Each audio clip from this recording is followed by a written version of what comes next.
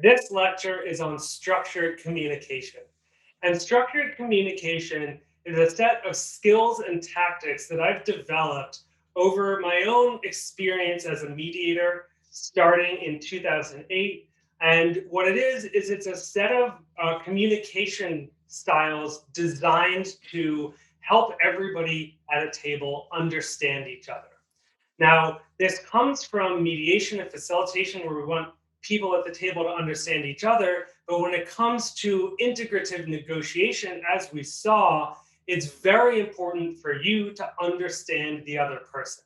And another reason I'm sharing this is because it can be a strategy for overcoming the negotiator's dilemma. One of the very cool things about structured communication is that the more you make people feel heard, the more they tend to trust you and talk. So it's a little bit of a way to get other people to share information without having to share quite as much information yourself. So to think about structured communication, we first have to think about the goals of communication. Why am I talking? So there are three primary goals for communication. I am talking because I want to try to understand you better. I'm talking because I want to try to explain myself to you, which is to say, I want you to understand me better, or I am trying to actually persuade you. And I want to try very carefully distinguish between explaining, which is letting you see my perspective, and persuading, which is convincing you that my perspective is the right one. Structured communication is focused on understanding and explaining. And in fact, I spend very little time worrying about persuading because we already spend so much of our lives in this persuasion context that the hard thing is to get out of it. So, in terms of how to do structured communication, the general principle is breaking down what people say into the five plus components of communication. So everything a person says can be thought of in five plus terms. I say five plus because no category system is perfect.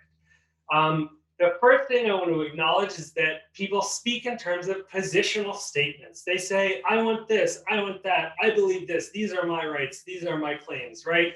That's everything that comes out of the table.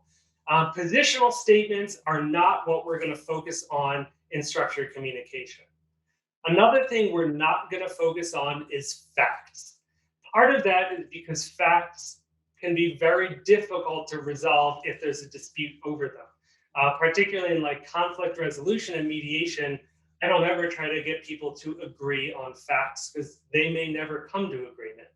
What we're focusing on in structured communication are feelings or emotions, values or needs and interests, and topics or issues.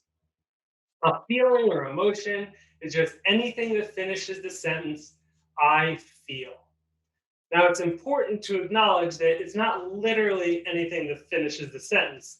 So you might say, I feel like you are an idiot.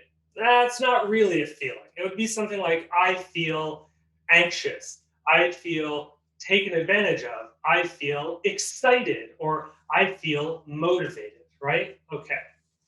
Values and interests are anything that's behind a person's position. So a person in negotiation wants something. We talked about that for our planning document. The value or interest is why they want that. What need or interest is that trying to satisfy? So values are things like I need sustainability in my business plan. I need profit. I need to satisfy my shareholders, right? The positions are all the things we're doing to get those needs, but the needs are why we're doing them. And then finally, topics or issues are anything that you need to make a plan about. So in our previous example, the topics would be advertising, equipment, and tech support. Very concrete items. Now, before I close, I just want to acknowledge that these categories are not perfectly clear. It is often very difficult in practice to distinguish a topic from an issue or an issue from a position. And even after 10 years of doing this, I still find myself looking at my own planning documents and saying, I'm not sure if that's really a topic or that's really a solution, but using this framework can help us to break down seemingly overwhelming problems into much more accessible problems. And most importantly, it can let us communicate in a way that really gets at the heart of what interest based integrative negotiation is aiming for. And that concludes the lecture on structured communication.